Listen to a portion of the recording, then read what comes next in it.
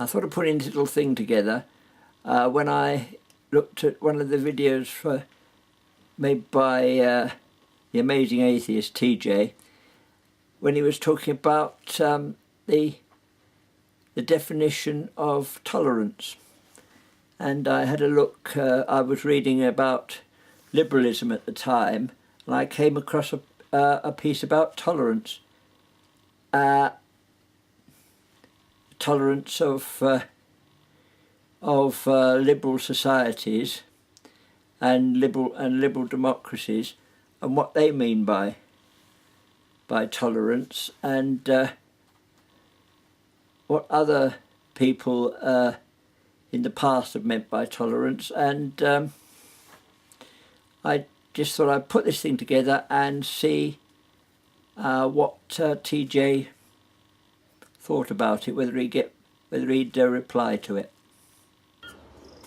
In the past, tolerance meant the freedom of the individual to progress and pursue his own interests. But now today, tolerance has come to be seen as a good thing in itself, and we allowing liberal societies to condemn other societies that they don't look on as liberal, societies which suppress dissent and nonconformist views. John Stuart Mill, you've heard of him of course, said that we can never be sure that the opinion we're trying to stifle is a false opinion. What he said can be summarised in 4 stages, one of which I don't actually agree with. 1. Intolerance is the assumption of the infallibility by the intolerant. You see quite a bit of this in the attacks on people's opinions on YouTube. You are wrong because you are wrong, because I am right. All views may contain some grain of the truth, and only the collision of adverse opinions can lead to the truth. That is the logic, the reasoning behind having adversarial politics and an adversarial legal system. Received opinion, even if it's true, will become mere irrational prejudice or habit if uncontested. Yes, I think we can say that. Certain doctrines have been accepted. I remember one person was talking about Jesus, and I said, which Jesus do you mean? Do you mean the historical Jesus, the spiritual Jesus, or the mythical Jesus?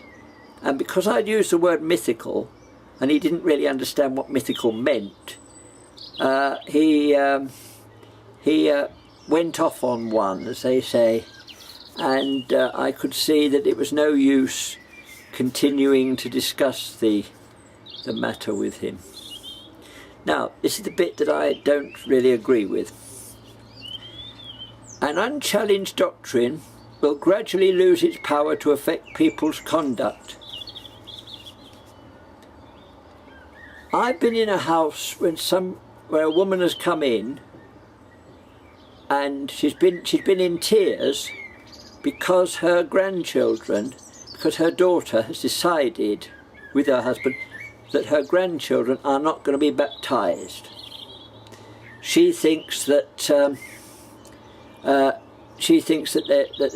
her grandchildren are going to go straight to hell because they haven't been baptised. Now, that has affected that person's conduct.